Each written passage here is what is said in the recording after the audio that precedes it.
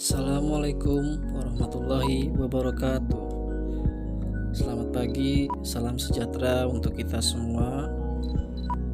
Bertemu kembali dengan saya Riko Primaputra dalam mata pelajaran Pendidikan Pancasila dan Kewarganegaraan kelas 8. Sebelum kita mulai ke materi, bagaimana kabar kalian semua? Semoga tetap dalam keadaan yang sehat dan tetap selalu dalam lindungan Allah Subhanahu wa Ta'ala. Amin ya Rabbal Alamin.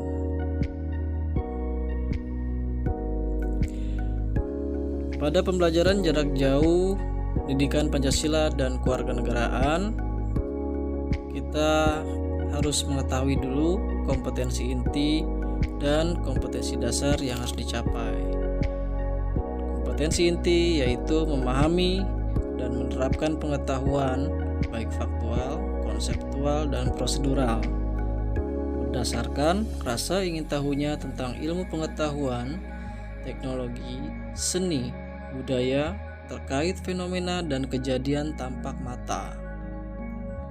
Kemudian kompetensi dasar yang akan dipelajari yaitu menelaah makna, kedudukan, dan fungsi Undang-Undang Dasar Negara Republik Indonesia tahun 1945 serta peraturan perundang-undangan lainnya dalam sistem hukum nasional. Apakah kalian sudah siap? Sebelum kita mulai, kalian boleh mempersiapkan alat tulis kalian dan buku catatan untuk mencatat hal-hal penting dalam presentasi atau PowerPoint ini. Dan juga di dalam PowerPoint ini ada tugas-tugas yang harus dikerjakan. Kemudian kalian serahkan melalui Google Classroom.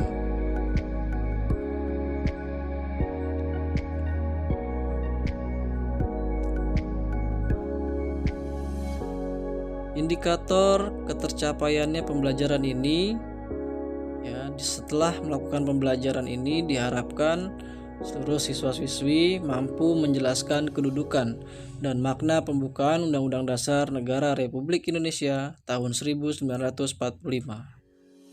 Indikator ketercapaian kedua, siswa-siswi mampu menelaah makna hubungan pembukaan Undang-Undang Dasar Negara Republik Indonesia tahun 1945 dan proklamasi kemerdekaan. Indikator ketercapaian yang ketiga yaitu diharapkan siswa-siswi mampu mengidentifikasi kedudukan dan fungsi Undang-Undang Dasar Negara Republik Indonesia tahun 1945. Indikator keempat, diharapkan mampu memaknai peraturan perundang-undangan dalam sistem hukum nasional. Baik, kita mulai materinya. Kita masih berada di bab 2 tentang menumbuhkan kesadaran terhadap Undang-Undang Dasar Negara Republik Indonesia tahun 1945. Karena pada bab ini ada 4 subpoin atau sub pembahasan. Yang pertama yaitu kedudukan dan makna pembukaan Undang-Undang Dasar Negara Republik Indonesia tahun 1945. Dan yang kedua, kedudukan dan fungsi Undang-Undang Dasar Negara Republik Indonesia tahun 1945.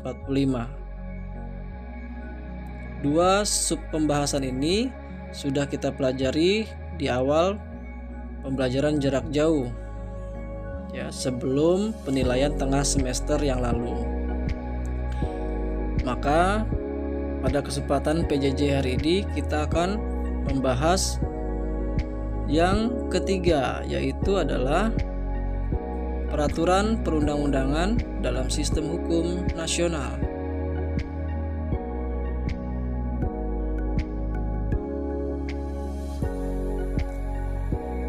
Dalam peraturan perundang-undangan dalam sistem hukum nasional akan ada 4 poin yang akan dipelajari. Yang pertama adalah pengertian tentang sistem hukum. Kedua, pengertian sistem hukum nasional. Ketiga, makna Undang-Undang Dasar 1945 dalam sistem hukum nasional. Yang keempat, kedudukan peraturan perundang-undangan dalam hukum nasional. Tapi pada kesempatan PJJ ini kita akan membahas yang nomor 1 dan nomor 2 terlebih dahulu, yaitu tentang pengertian sistem hukum dan pengertian sistem hukum nasional.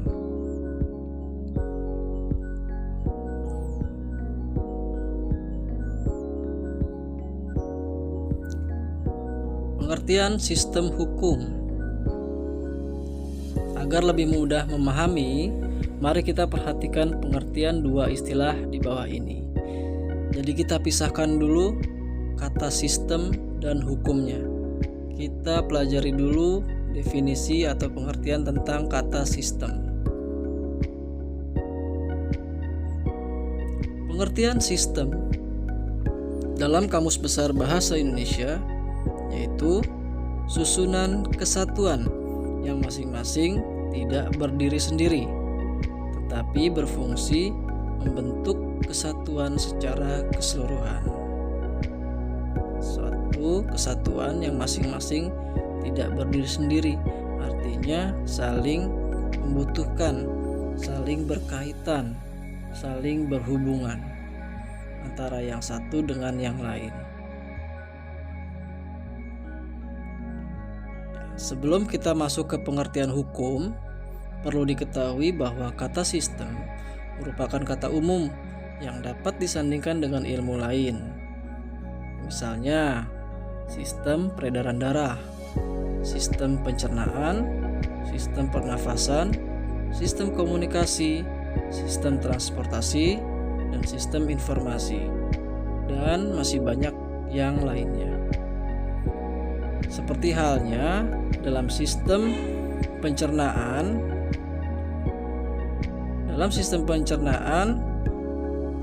merupakan suatu rangkaian bagian-bagian di tubuh kita yang saling mendukung satu sama lainnya, di mana kita memasukkan makanan melalui mulut, kemudian melalui tenggorokan, kemudian masuk ke lambung, kemudian diolah dalam usus, dan seterusnya. Bagian-bagian itulah yang dikatakan saling berhubungan, saling mendukung satu sama lain. Itu sekedar contoh.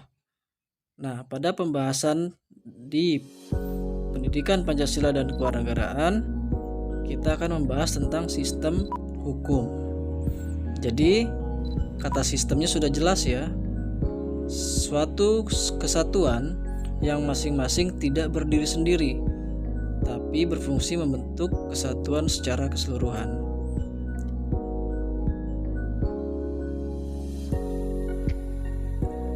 Marilah kita telah bersama pengertian kata hukum. Nah, di sini adalah tugas yang harus kalian kerjakan. Siapkan buku catatan dan alat tulis kalian.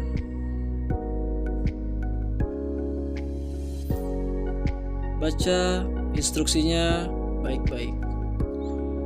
Carilah pengertian atau definisi hukum menurut beberapa tokoh ilmuwan atau tokoh hukum di bawah ini.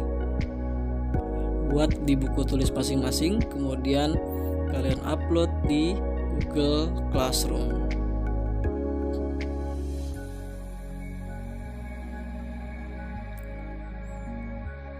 Ya, ini adalah tugas kalian, di mana kita mau mencari definisi hukum atau pengertian hukum. Di sini sudah dicontohkan yang pertama menurut tokoh atau ahli hukum yaitu Ahmad Ali. Menurut beliau, hukum adalah seperangkat norma tentang apa yang benar dan apa yang salah yang dibuat atau diakui eksistensinya oleh pemerintah, yang dituangkan baik dalam aturan tertulis, yaitu peraturan, maupun yang tidak tertulis, yang mengikat dan sesuai dengan kebutuhan masyarakatnya secara keseluruhan dan dengan ancaman sanksi bagi pelanggar aturan itu.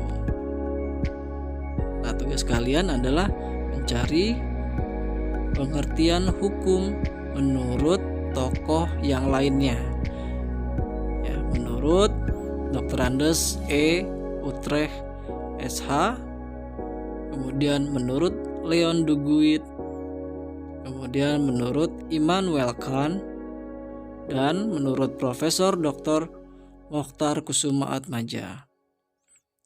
Silahkan kalian cari dan kalian lengkapi pengertian hukum ini di buku tulis masing-masing.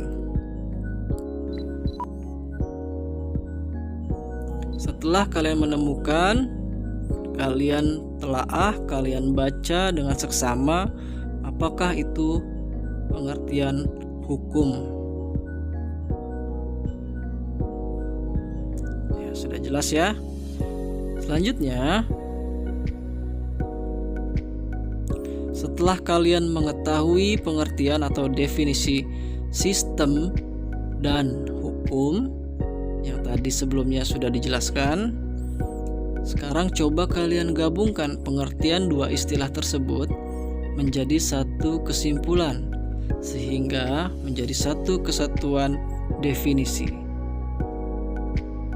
Ini adalah tugas nomor 2.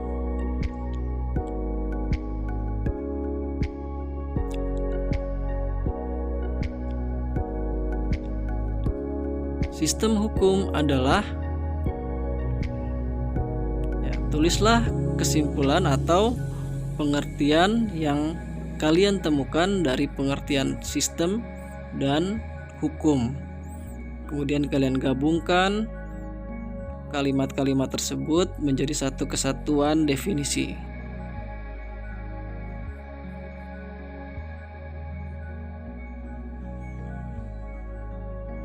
Selanjutnya, kita beranjak ke poin kedua, yaitu pengertian sistem hukum nasional.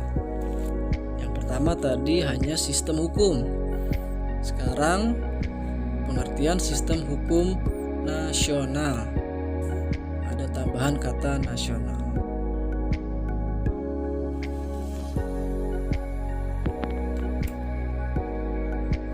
Setelah kalian mengetahui definisi tentang sistem hukum, sekarang menjadi lebih mudah nih untuk memahami apa yang dimaksud dengan sistem hukum nasional.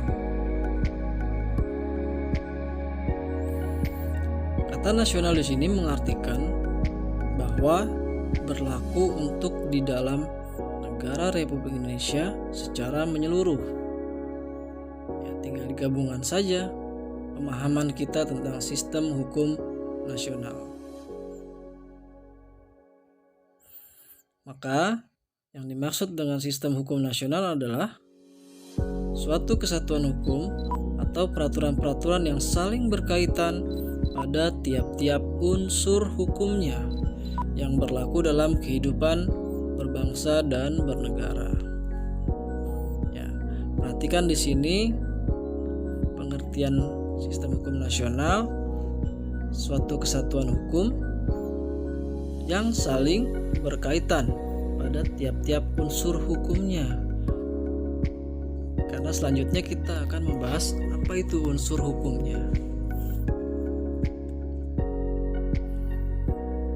Dalam sistem hukum nasional, Undang-Undang Dasar 1945 berkedudukan sebagai hukum dasar atau hukum tertinggi bagi hukum atau peraturan perundangan yang lainnya, atau dapat pula dikatakan Undang-Undang Dasar 1945 itu adalah sumber hukum.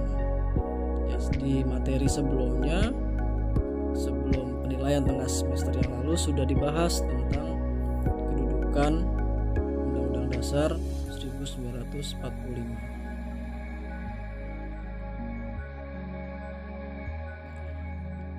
inilah unsur-unsur sistem hukum nasional.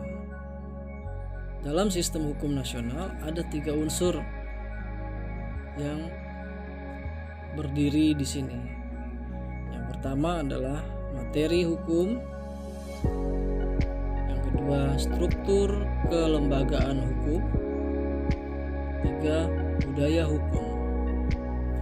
Namun kita tidak akan membahas sekaligus semuanya. Kita akan membahas dulu yang nomor 1, yaitu materi hukum. Karena tentang materi hukum ini ada 3 poin. Yang pertama, penggolongan hukum, kedua, sumber hukum, 3, tata hukum Indonesia.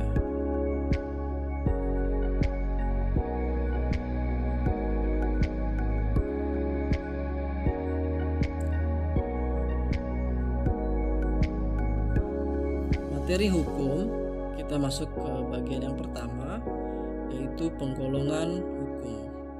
Nah, di sini sudah ada perintahnya, lengkapi tabel ini. Artinya ini adalah tugas untuk kalian, yaitu tugas nomor 3. Instruksinya adalah kalian mencari penggolongan hukum menurut tabel ini. Ya, karena penggolongan hukum ada 7 yang harus dikelompokkan. Hukum menurut sumbernya, contohnya di situ ada hukum undang-undang. Nah, kemudian masih ada 4 lagi yang belum ditulis, itu yang harus kalian cari di sini.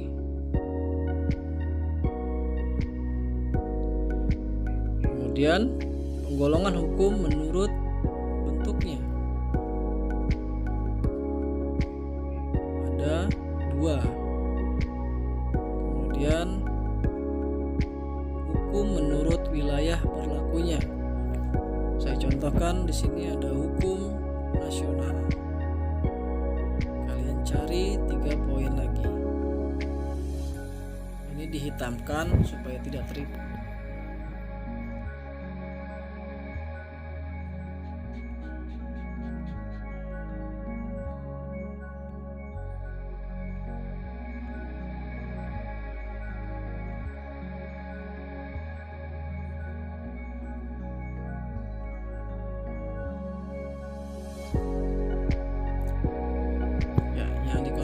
Itu saya tutup supaya tidak terisi, karena supaya lebih mudah jumlah yang diisinya sesuai dengan kotak yang berwarna merah saja.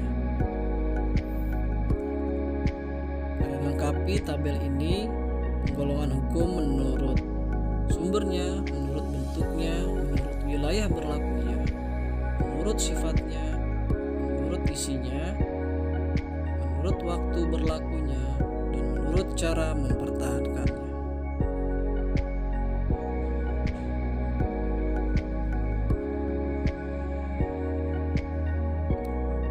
Kemudian yang bagian kedua setelah penggolongan hukum, yaitu sumber hukum. Menurut Kamus Besar Bahasa Indonesia, sumber hukum adalah segala sesuatu yang berupa tulisan, dokumen, naskah, dan sebagainya yang dipergunakan oleh suatu bangsa sebagai pedoman hidupnya pada masa tertentu. Itu adalah pengertian tentang sumber hukum yang tertulis dalam Kamus Besar Bahasa Indonesia.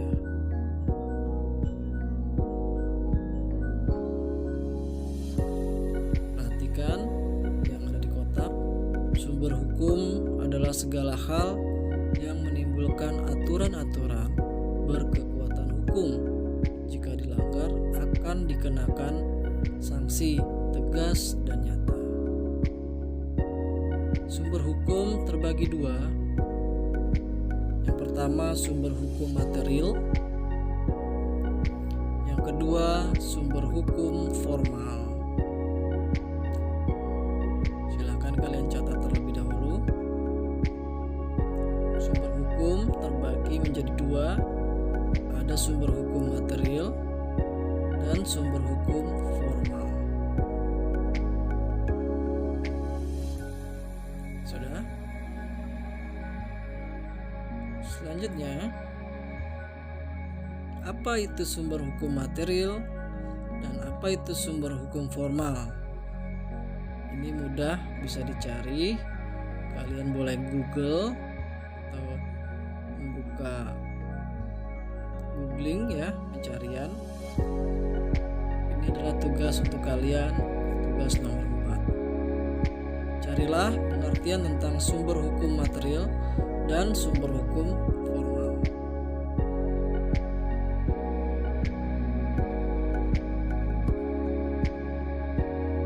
Selanjutnya, bagian ketiga dari materi hukum, yaitu adalah tata hukum Indonesia. Apa itu tata hukum Indonesia? Tata hukum negara Indonesia berpedoman atau mengacu kepada Undang-Undang Dasar Negara Republik Indonesia tahun 1945 yang merupakan keseluruhan peraturan hukum yang diciptakan oleh pihak berwenang, yaitu negara, dan berlaku bagi seluruh masyarakat Indonesia. Tata hukum Indonesia saat ini diatur dalam Undang-Undang Nomor 12 Tahun 2011 tentang pembentukan peraturan perundang-undangan, di mana tata hukum ini disusun secara hierarki atau bertingkat dari yang tertinggi hingga yang terendah tingkatannya. Ya, jadi kalau mendengar kata tata hukum berarti penataan, gitu ya, penyusunan, itu yang dikatakan tata hukum Indonesia. Ya, bagaimana hukum peraturan yang ada, yang berlaku disusun agar tidak salah atau tidak tumpang tindih dalam pelaksanaan.